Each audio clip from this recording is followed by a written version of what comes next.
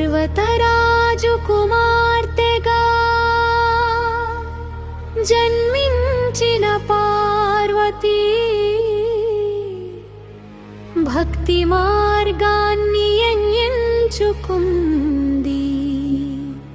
కఠోర తపస్సుతో శివుని అనుగ్రహం పొందాలనుకుంది.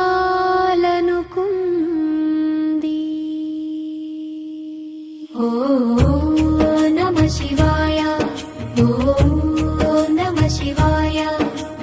హిమాలయాల నిశ్శబ్దంలో కాలమే నిలిచినట్లుగా యోగేశ్వరుడు పరమశివుడు పరధ్యానంలో మునిగిపోయాడు. ఓ నమః శివాయ, ఓ నమః శివాయ, ఓ నమః శివాయ, ఓ నమః శివాయ. సృష్టి సమతుల్యత కోసం ఒక దైవ సంకల్పం వెలసింది. శక్తి శివుల కలయిక కోసం పార్వతీదేవి యాత్ర ప్రారంభమైంది. నమః శివాయ, ఓ నమః శివాయ.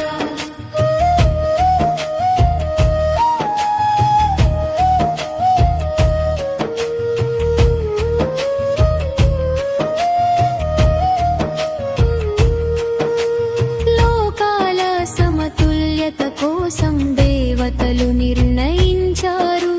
ప్రేమ దేవుడు మన్మధుడిని శివుడి వద్దకు పంపారు. పుష్పబాణాలతో చెరకు విల్లుతో ధ్యానంలో ఉన్న శివుడిని లక్ష్యంగా చేశాడు. ధ్యానం భంగం కావడంతో శివుడు తన తృతీయ నేత్రాన్ని తెరిచాడు. కాలాగ్నిలా జ్వలించిన శక్తి మన్మధుడిని భస్మం చేసింది. హర హర హర మహాదేవే, హర హర హర మహాదేవే. వృద్ధుని వేషంలో శివుడు పార్వతిని పరీక్షించాడు.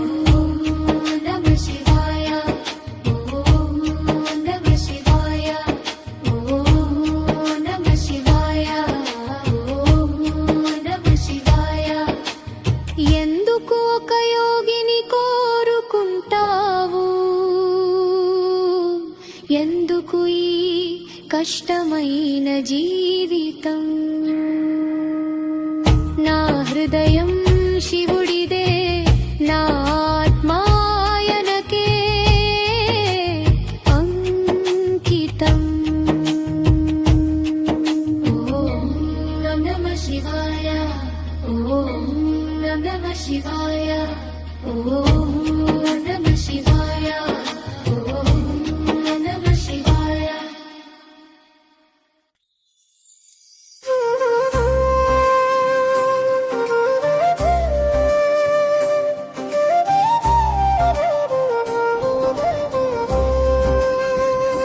శివ పార్వతీ కళ్యాణం చూద్దామురా రండి.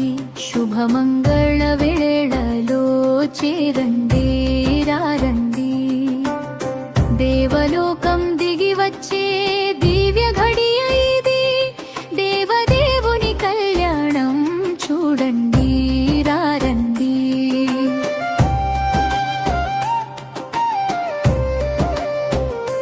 హర హర శంభో అంటూ గగనం మార్మోగేను. శంకరుని శోభతో భూమి పులకించెను. పుష్పవర్షం కురిసెను దేవగణముల నుంచి. పార్వతీ పరమేశ్వరుల కళ్యాణ మహోత్సవం. రండి రండి భక్తులారా, ఆనందంగా రండి. శివ పార్వతుల కళ్యాణం చూద్దాము రండి. హర మహాదేవ శంభో శంకర, కళ్యాణ వైభోగమే నిత్యం పలుకుదా.